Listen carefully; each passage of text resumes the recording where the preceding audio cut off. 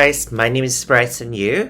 We are going to present the group presentation Diversity, Equality, and Inclusion with my team member Jahid, Asad, and Sadman together.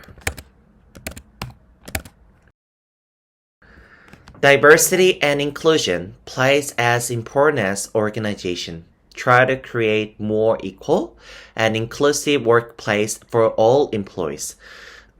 Remote working, which is also defined as allowing people to work from their homes or other remote location, is becoming more and more common due to technological advancements.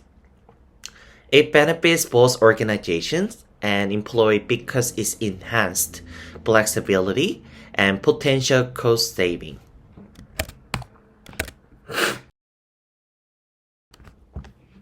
Work hour flexibility, such as casual and part-time, arrange flexible working hours, including working hours, patterns of the work, and location of work. Employees can choose to work what employees right, such as full-time, part-time, and casual. As a trend, offering more flexibility working hours for employees such as 4 days work per week and flexible fixing up working hours.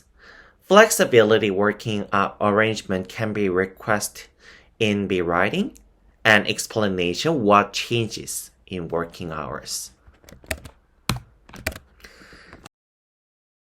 These trends has advantages for workers as well, including first, more prospects for developments and advancement professionally, inclusion and sense of the belonging at work, less prejudice and discrimination, and betterment of the mental health and well-being.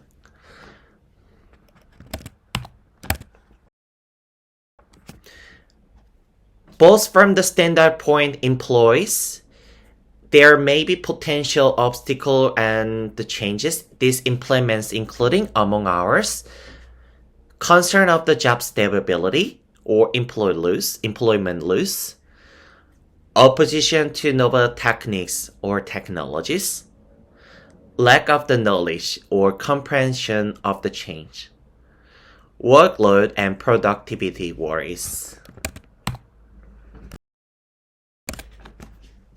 Based on employer viewpoints, it can be caused insufficient cash and resource to bring about your changes, disagreement with the management or other stakeholders, a fear of the losing authority of control. The following effects of workplace relation may result from these obstacles: employee declining moral and job satisfaction, a rise in staff stress and anxiety, reduced management and employee communication and trust. Therefore, it is crucial for all employees to clearly express their advantages and motivation for the changes, to offer training and tools to help employee get through it, and to resolve any issue from the staff members in a polite and cooperative ways. This can lessen the effect on workplace relationships and foster a supportive and effective work environment.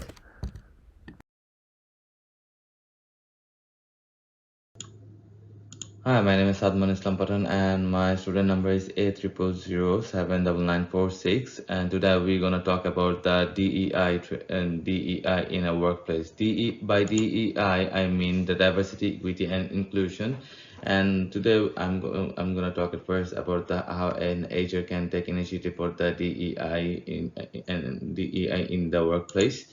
So to support the diversity, equity, and inclusion in the work, DEI stands for the support for diversity, equity, and inclusion in the workplace, and also the raising the awareness of the unconscious basis that may influence decision making. and also helps to build a more inclusive and fairer workplace in order to everybody to thrive and develop and grow a place for development in the workplace as well. Hi, my name is Sadman Islam Pathan, and today I'm going to talk about how to form diversity, equity, and inclusion in your committee in your workplace. So for this, the committee should consist of the people from different teams and backgrounds who will be attending in different levels of the organization. The committee should also focus on boosting the engagement to enhance the productivity and to meet the objective of the company. The committee should also establish a culture that fosters the diversity of the thinking that promotes innovation and creativity among the people in the company. Moving on, the committee should also establish a welcoming culture that encourages the creativity and comfort and productivity of all the members in the organization. So now let's talk about the Daryl Wing Sue's cultural competence condominium.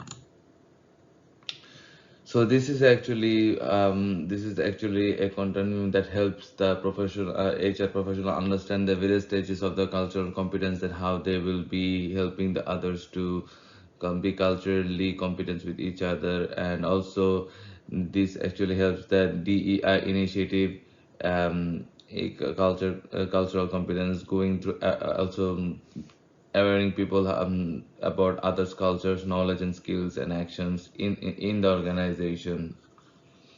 Moving on, so it, in this slide we will see a guide for the HR professionals that will help them to shape the equity and cultural competence into them.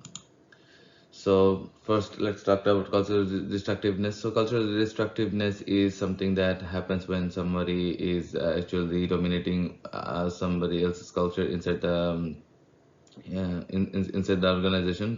Cultural incapacity is like the organization is incapable of handling more than one culture at a time, and the cultural blindness is being biased to just one culture at a time, and the cultural pre-competence is like without knowing it, they're just if somebody is showing that is not supposed to be in that culture. And the last one is cultural competence, which will actually help the HR professionals to actually include the cultural understanding in between the organization. So the HR professional should look in all of these sectors while handling the cultural competence inside an organization. Moving on.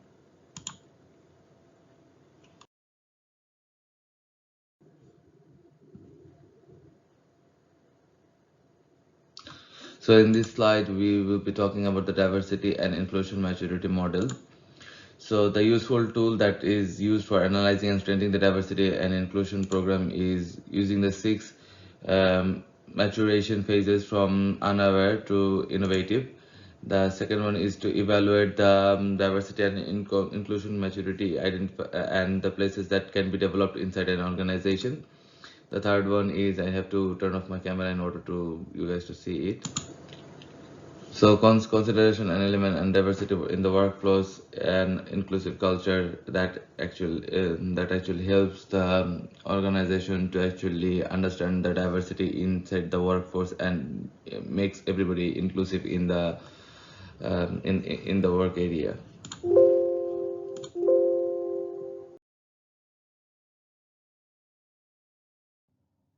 Hi everyone, my name is Mohammad Asad Javed, and today I'm gonna tell you all about the workplace ethics and its importance, and what is the impact of these ethics on the workplace relations. So I would like to start this meeting by saying good versus evil. good men versus bad guys, or right versus wrong. All these things have been recurring themes in literature and films for centuries, but it is arguably the most prevalent conflict at the heart of all forms of stories. Therefore, it should not come as a surprise for you guys that the same conflict exists in the corporate environment under the umbrella of ethical or unethical conduct. It is surely not a secret that organization desires to be perceived as ethical, as narratives involving potentially unethical behavior within organizations are frequently portrayed in public. So, first of all, I'm going to tell what workplace ethic means. A work ethic is as we all know, a work ethic is a personal set of values that determines how an employee behaves in a workplace. Ethic in a workplace is defined as a moral code that guides the behavior of employees with respect to what is right and what is wrong in regards to conduct and decision making. Ethical decision making in the workplace takes into account the individual employee's best interest and also takes into account the best interest of those are impacted. So with this slide, I would like to tell you ethics in the workplace is crucial to building a successful organization with satisfied and devoted team members. High ethical standard can assist stakeholders such as employees, investors, customers, and other involved in workplace operation feel as though their interests are being protected. It is crucial to recognize that ethical behavior in the workplace can inspire positive employees' behavior that results in organizational development, just as unethical behavior in the workplace can inspire damaging headlines that result in organizational demise. Simply put, organizational stakeholder consisting of various individuals, group, and organizations enter into a relationship with a business organization in order for that business to safeguard their interest in a particular manner. Consequently, stakeholders and business organization are expected to act ethically and in their respective best interests. So, a policy is a set of general guidelines outlining an organization's strategy for addressing a particular issue. Policies covering the relationship between an organization vision and values and its daily operations. Regardless of the scale of your organization, formal policies and procedures can help it operate more smoothly and effectively. They communicate the organization's value and vision, ensuring that employees understand what is expected of them in specific situations. So there is no need for trial and error on micromanagement because both individuals and group responsibilities are explicitly documented. The policies and procedure of the workplace could provide employees with a clear understanding of how to perform their duties.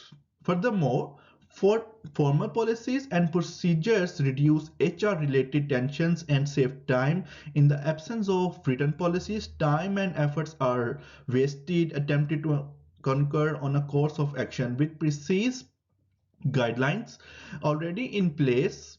Employees need only adhere to the procedures and managers need only implemented the policies. Implementing those documents also enhance the external appearance of an organization's. Formal policies and procedure ensures that your organization complies with applicable regulations. In addition, they demonstrate on organization's efficiency, professionalism, and stability. This can result in stronger business relationships and a better reputation in the community. Here I would like to give you some examples of workplace policies. There are many examples of workplace policies. Policies related to attendance, policies related to the hours of breaks and policies related to that require employees to maintain a regular attendance. and reach on time and to be punctual. And there are also policies related to the harassment and discrimination at the workplace. So there are many policies that can be given example of. So, a code of ethic establishes the proper culture and fosters a positive reputation of the company. It affects the financial performance of the company, and that will help the company to attract talented employees. A code of ethics establishes the proper culture and fosters a positive reputation. It affects the financial performance of the company and help to attract talented employees. And as I've already mentioned this twice, a code of ethics outlines a company ethical guidelines and best practice of maintaining honesty, integrity, and professionalism. A violation of an organization's code of ethics can result in disciplinary measures, including termination. So that's all is my presentation for the code of ethics. And in the next slides, you will be joined with my other team member, which is Jatin, and he will be explaining further about my presentation. Thank you. Hi, hi, my name is Jatin Lalit, and I'll be discussing the recommendations or initiatives HR can take to create an inclusive workplace environment. It is very important for the success of an organization to create a diverse, equitable, and inclusive environment. And to achieve this goal, DEI training program is most crucial. HR initiative, and everyone at the workplace must understand what DEI is and how to implement the concepts. So there are three key elements that makes up a comprehensive DEI training program. The solutions for more inclusive workplace. The first one we have is gamification. It can be used in DEI training programs to boost participation, elicit favorable emotions, and enhance the educational experience. And finally, a DEI app that staff members can use at any time and from any location can assist in reinforcing the course information and give staff members continuous support as they continue their DEI learning journey. And that's the end of our presentation. Here's a list of the references that we have used. Thank you.